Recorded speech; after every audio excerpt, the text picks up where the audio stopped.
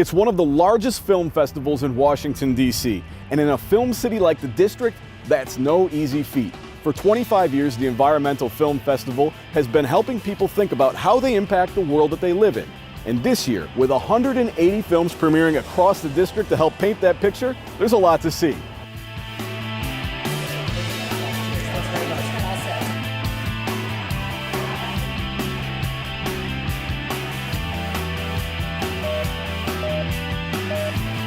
I'm excited to talk to Marianne Culpepper, the Executive Director of the Environmental Film Festival, because I have a lot of questions for you. And I'm very happy that you took the time to spend the time with us tonight, so appreciate it. Thank you for being here with us. Oh, absolutely. I'm thrilled.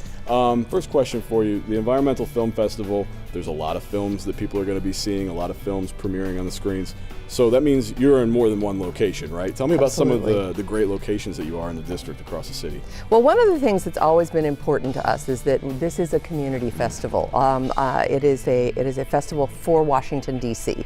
So we are in all 8 wards. We're in Georgetown and we're in Anacostia. Our primary signature venues are Carnegie and the East Street Theater, but we're in all the Smithsonians.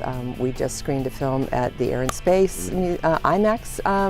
We are at Natural History, just basically all the Smithsonian Museum theaters, and many of the embassies. All of the embassies like to bring in their filmmakers and we show their films. And then of course it gives our audience a chance to visit some of the embassies they never get a chance to see. So it's a really diverse group of venues, something like almost 40 in all. Tell me what it is do you think about the Environmental Film Festival, the issues, the filmmakers that makes this so special and makes it popular year after year here in DC? Well, to start with, you're absolutely right. There's something like 10,000 film festivals around the world. Less than 1% of them have been around for 25 years. So it puts us in this really small group of film festivals that have been this successful. And I think a lot of it is that we are so grassroots. Many of our screenings are free. In fact, most of our screenings are free. And we strive really strongly to keep them that way because we want these screenings available to everybody. The other thing is that we try to offer a sort of a broad range of films within the environment. We don't define it as just climate change or just conservation of wildlife. We're doing adventure films. We have movies with movie stars in them. We have films about cities. So your outdoor environment, wherever you are, we have multiple approaches. So I think a lot of different people find different ways into the festival that they might not if we were just doing one type of film.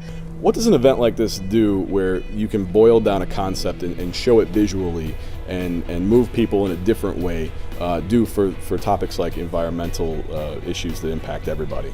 Well, one of the things I think that's happened in the last probably 10 years, but it gets better every year, is that documentary storytelling has changed significantly.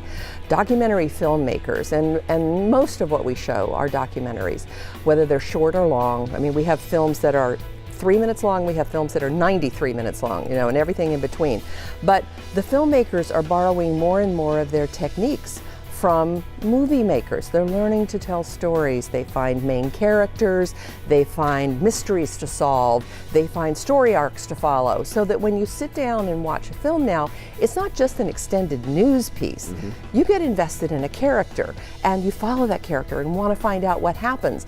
And just like a good, CSI does it, you have to go and figure out the science to figure out who did it. Well, we do the same thing now in documentaries, so you have a tremendous amount of that.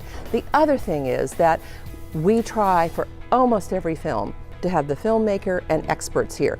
And we don't do some sort of everybody on stage talk to themselves. This is an audience Q&A. So the audience can ask whatever questions they want and we answer them for 30, 40 minutes. And the audiences are really engaged because all of a sudden it's an interactive experience. It's not just sit down and be lectured to, but I disagree with this, or I don't understand this, or what happened to that. And it's so that interactivity and that ability to tell a story really makes a difference. Are you seeing more people showing up to these screenings more people asking questions, Yes. asking different types of questions than you have in other years where maybe the climate around these topics has been a little bit different. What sort of differences are you seeing this year compared to years past? Well, I think this year the political climate has changed, of course, and we've seen a big shift in the last 3-4 months in what's happening as far as the government goes on climate, on the environment, and people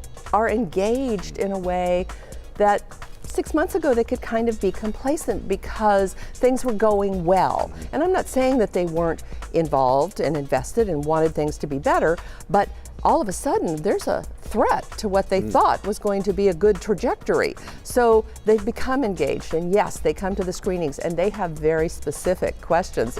It's interesting because I warn the filmmakers and I warn the experts, don't think you're getting off light. This is a Washington audience. These people will ask you questions and they have facts to back up their questions.